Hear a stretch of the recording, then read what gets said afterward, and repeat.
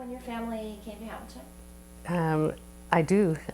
I was 8.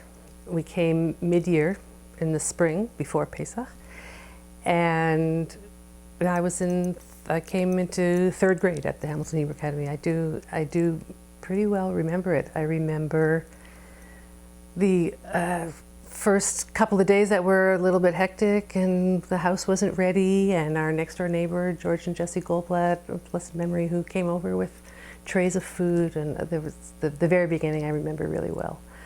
And I appreciate the comments that you were introducing to me just now, because that's exactly how I would have portrayed my parents of blessed memory, and of how I would like them to be thought of too. That I think what made them unique in many ways was there were two things I think that made them really unique. One was they were both of the highest level of Jewish educators from different perspectives. My father, the very scholarly, the research philosopher, and very erudite, really, and not just in the Jewish world, but also in the secular world, and everything that could offer. And my mom on the experiential level, that she was brilliant at taking virtually any opportunity and turning it into an educational moment, and really even more so into a Jewish educational moment. And that was the family that we grew up in. That was how it always went. That's one thing I think that was unique about them. And the other thing is that we always grew up just inherently knowing that for them, Beth Jacob was not a job, but it was their life. And doing what they did was the same as living the life that they lived. And I don't think you see that a lot in a lot of places. I don't. One thing I learned from my father is that I don't want to use specific names, but some of the stories that I would share.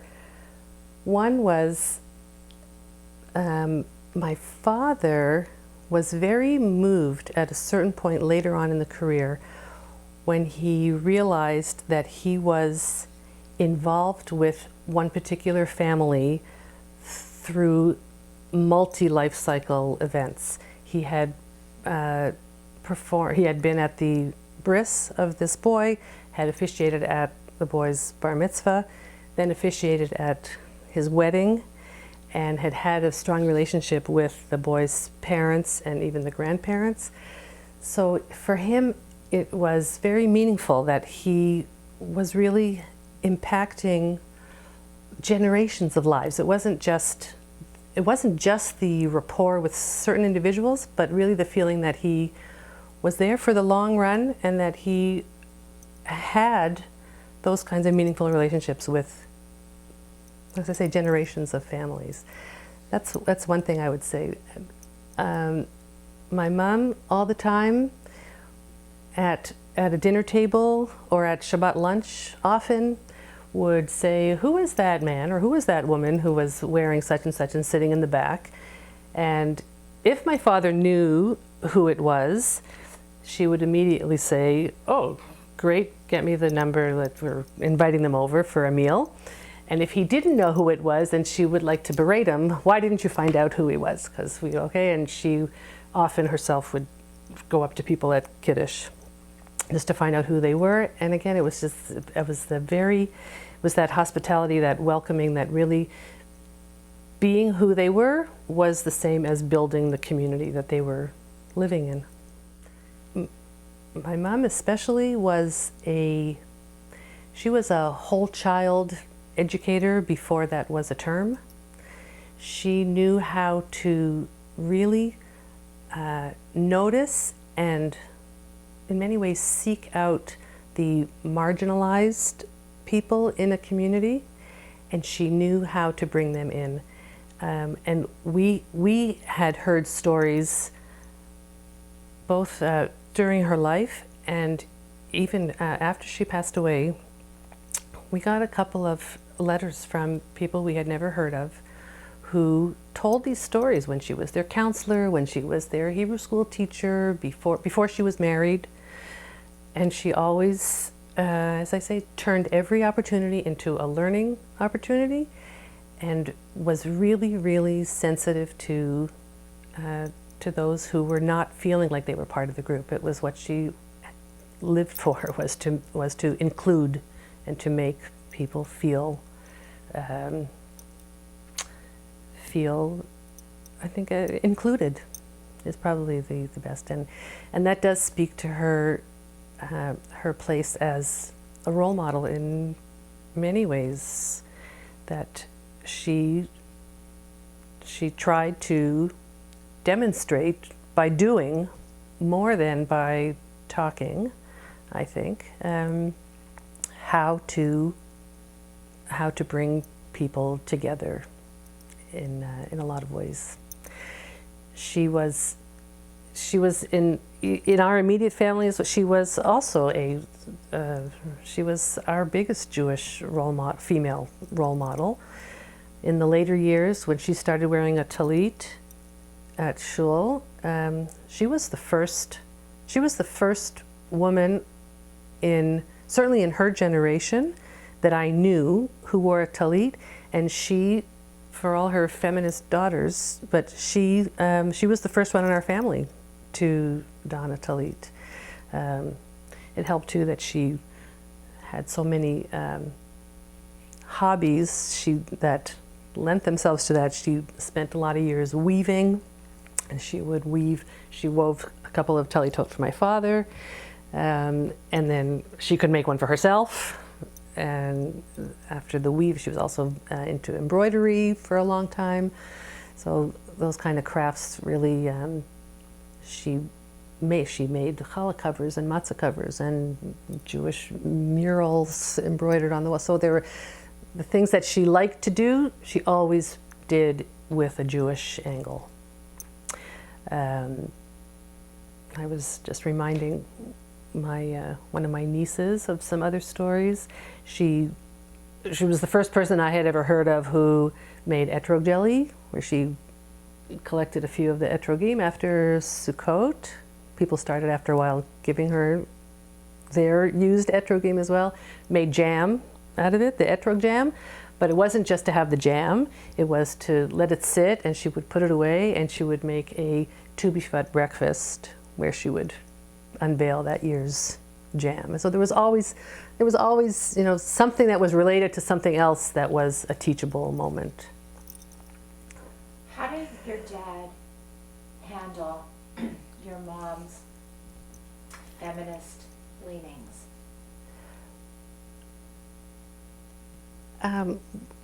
With a great deal of respect, first of all.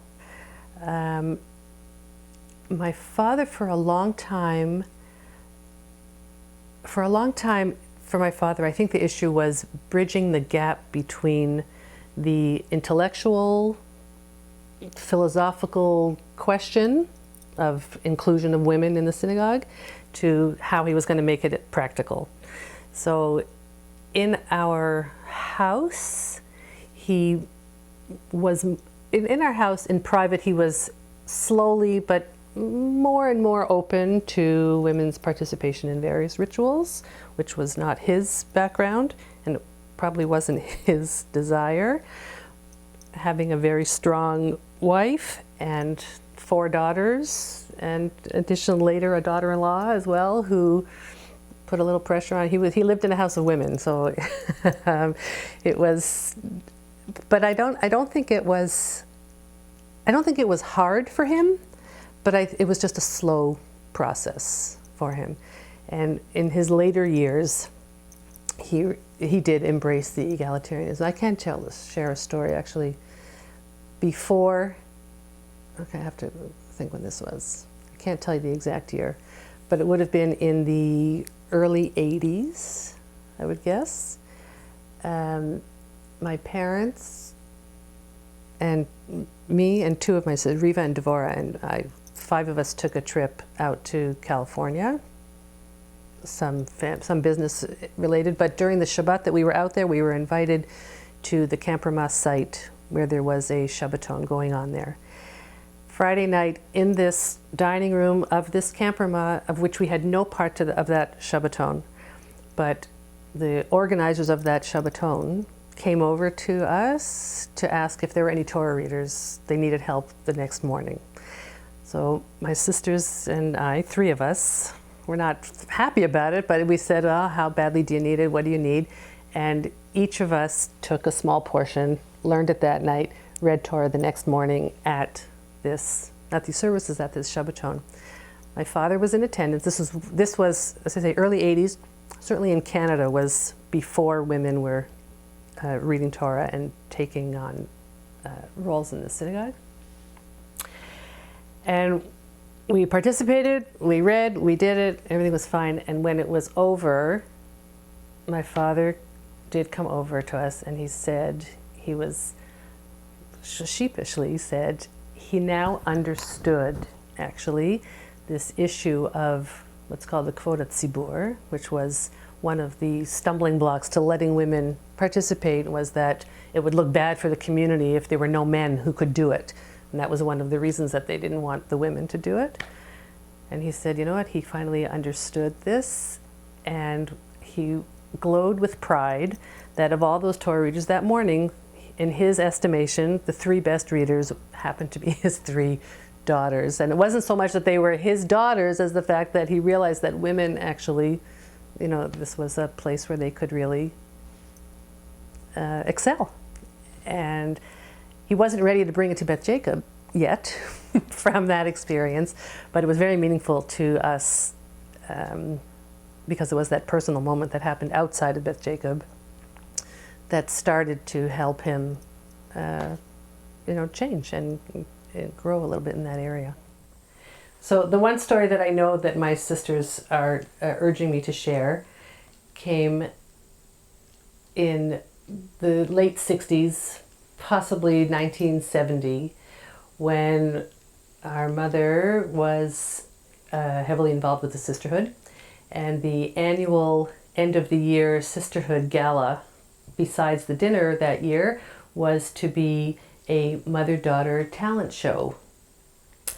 And being who she was, of course, she was going to put her daughters with her doing some sort of talent on the stage. And the only talent that we all could do together, besides singing, which we had completely vetoed, the singing idea, was that we had all learned how to play the recorder, that old Israeli Khalil. And so we practiced a couple of pieces, and we had to go up on stage in our clothes, our fancy dress clothes, and do this recorder piece of music where we felt like complete idiots, and really never let her forget that she had put us through that. But to add salt to the wound was, we were the second to last act that evening. I can't tell you much more about who else was in that show, but the last act came on right after us, and it was none other than Barbara and Sandy Goldblatt and their girls, who did this amazing dance number wearing the whole hot pants, and what we remember the most were the white vinyl go-go boots, and brought the house down, was this amazing number, and for the rest of our lives we felt that we were shown up by those white go-go boots that we will never forget. And there you have it. I want you to just start again, because that stupid computer rang. So, Not the whole thing again. no, not the whole No. thing. Just go following our.